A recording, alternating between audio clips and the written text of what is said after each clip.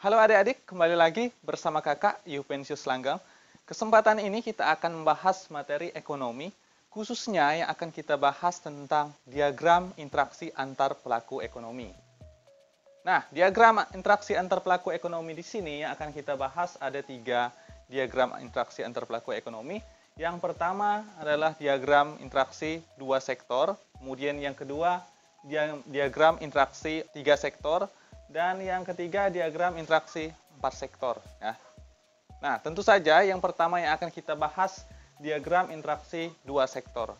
Nah, diagram interaksi 2 sektor di sini mencakup sektor-sektor apa saja sih? Ya, oke, coba kita lihat di sini ya.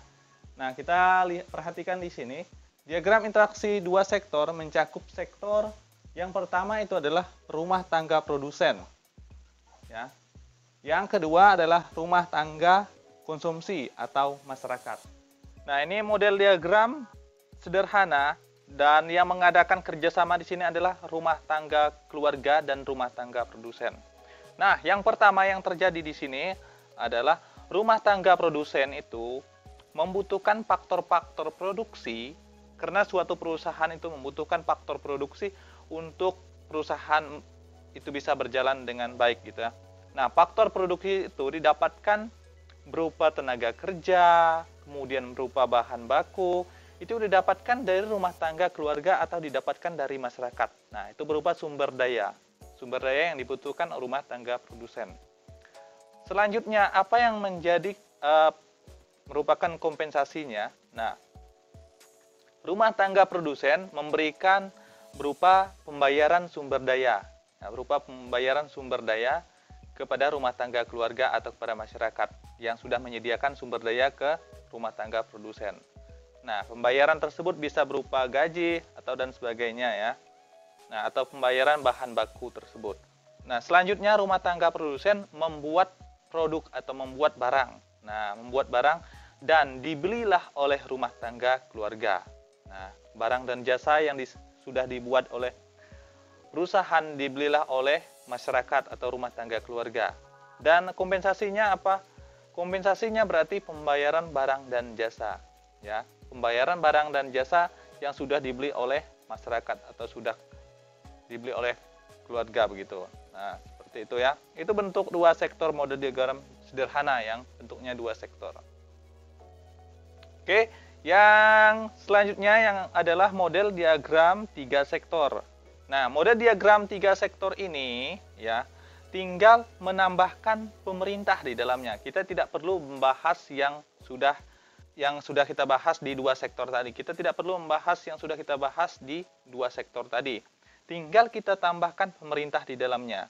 Pemerintah di sini berperan sebagai produsen dan konsumen juga ya. Perannya sebagai produsen, pemerintah menghasilkan barang dan jasa untuk kebutuhan masyarakat.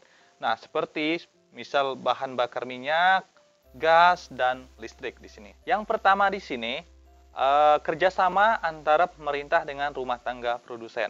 Oke, yang pertama di sini ketika perusahaan membuka usaha atau mendirikan perusahaannya, tentu yang pertama yang dikeluarkan adalah pajak izin usaha, pajak perusahaan tersebut.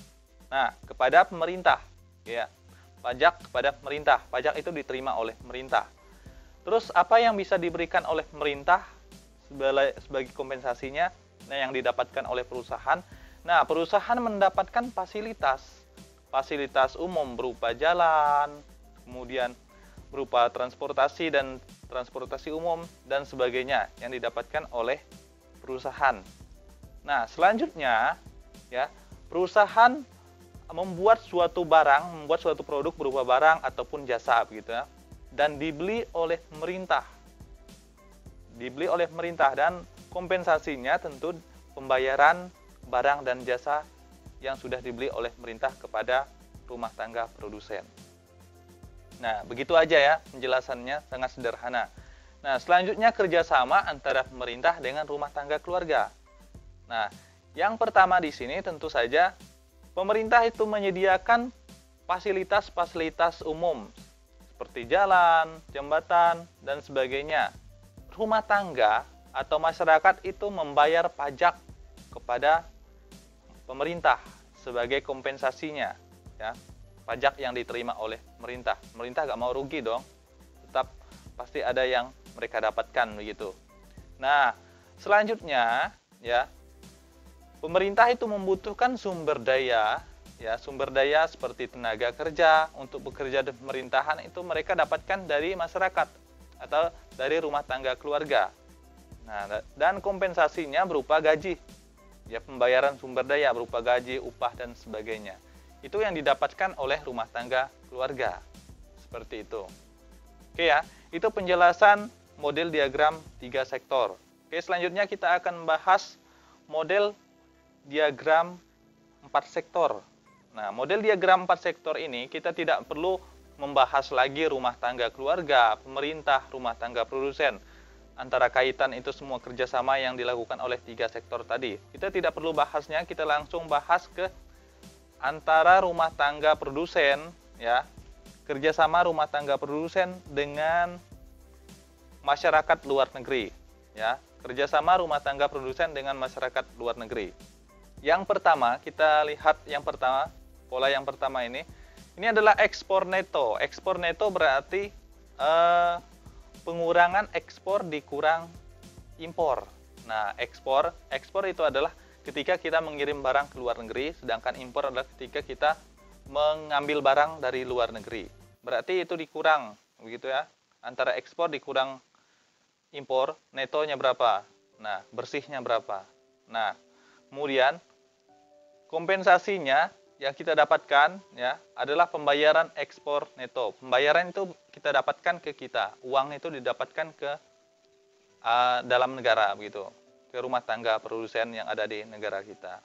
Contohnya ya, nah, ketika rumah tangga produsen atau perusahaan mengekspor misalnya batik, ya, batik dari Indonesia mengekspor ke luar negeri senilai 2 triliun rupiah. Kemudian impornya, ya, impor misalnya kita mengimpor barang bahan dari batik tersebut, ya, senilai 1 triliun rupiah. Berarti ekspor netonya adalah 1 triliun rupiah. Nah, ekspor netonya adalah 1 triliun rupiah. Dan pembayarannya berarti yang kita dapatkan adalah pembayaran ekspor neto itu sebesar 1 triliun rupiah yang ke dalam negeri atau yang masuk ke dalam perusahaan, ya. Pembayaran ekspor sebesar 1 triliun rupiah yang masuk ke dalam perusahaan. Nah, begitu contohnya ya, begitu penjelasannya, sangat sederhana. Dan terima kasih untuk terus mengikuti Lentera 22 dan jangan lupa untuk di-subscribe ya. Terima kasih.